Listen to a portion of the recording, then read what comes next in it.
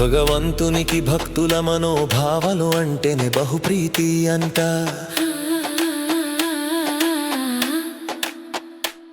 భగవంతునికి భక్తుల మనోభావాలు అంటేనే బహుప్రీతి అంట. భగవంతుడు భక్తుల భక్తి భావాలకి బద్ధుడంట. అలనాడు కురుసభలో ద్రౌపది కన్నయ్యను మధురవాసి అంటే రాలేదట. బృందావనవాసి అంటే రాలేదట. హృదయవాసు అంటే వెంటనే వచ్చాడట. భగవంతునికి భక్తుల మనోభావాలు అంటేనే బహుప్రీతి అంట. భగవంతుడు భక్తుల భక్తి భావాలకి బద్ధుడంట.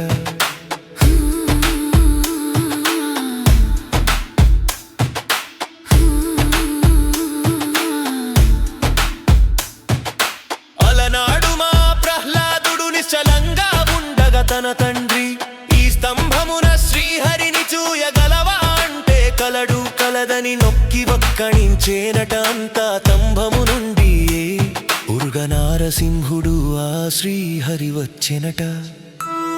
భగవంతునికి భక్తుల మనోభావాలు అంటేనే బహుప్రీతి అంట. భగవంతుడు భక్తుల భక్తి భావాలకి బద్ధుడంట.